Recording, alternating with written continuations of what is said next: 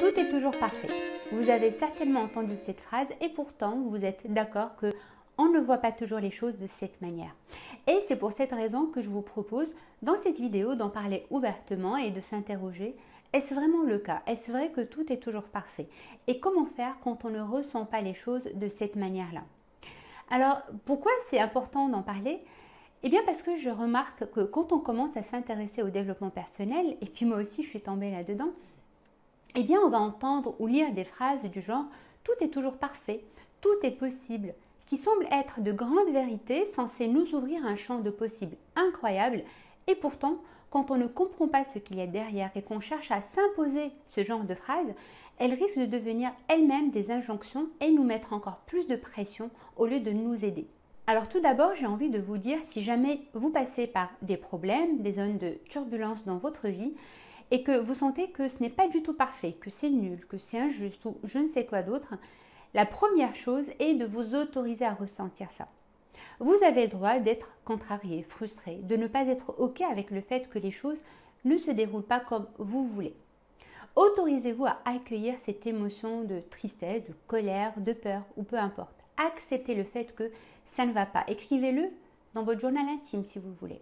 Non seulement vous avez le droit de ressentir ça et de penser ça, mais en plus c'est une étape qui est importante pour pouvoir avancer réellement et dépasser la situation qui vous tracasse. C'est très important de garder en tête que les moments où ça ne va pas font partie de la vie, de la même manière que les moments de joie et les moments où tout va bien. Maintenant, ce qui est intéressant à savoir, c'est que quand on arrive à porter un regard différent sur les obstacles et les problèmes, un nouveau regard qui est empli de curiosité, d'ouverture, un regard où il y a beaucoup moins ce côté « la vie s'acharne contre moi ».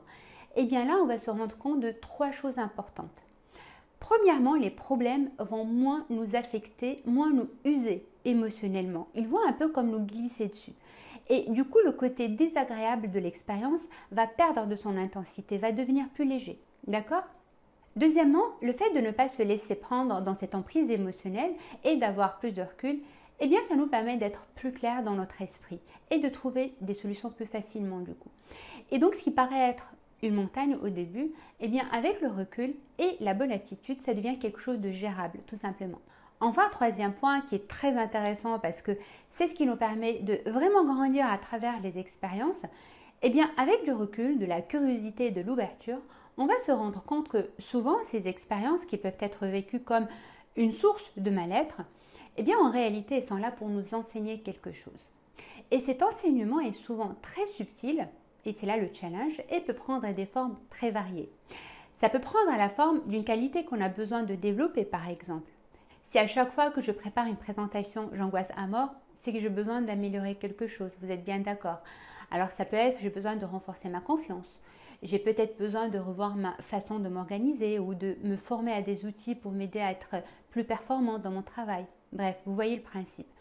Donc la solution, ce n'est pas d'éviter les présentations ou ce genre de situation, mais la solution, c'est de renforcer cette confiance en moi ou de développer cette compétence qui me manque pour mieux gérer la situation et mieux le vivre aussi. Vous voyez ? L'enseignement peut aussi prendre la forme de « j'ai besoin de lâcher quelque chose », une émotion, une croyance par exemple. Supposons que je ne me sens pas à l'aise en la présence d'une personne en particulier. Disons que c'est un collègue. Alors peut-être qu'il y a quelque chose dans son attitude qui m'intéresse inconsciemment.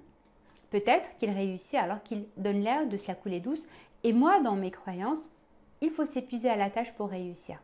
Et donc ce mal-être que je ressens en sa présence est en réalité un message pour moi de libérer cette croyance qui me fait souffrir au travail et d'apprendre à faire différemment, d'apprendre à réussir avec un certain lâcher-prise et en mettant la juste dose d'énergie et d'effort. Vous voyez ?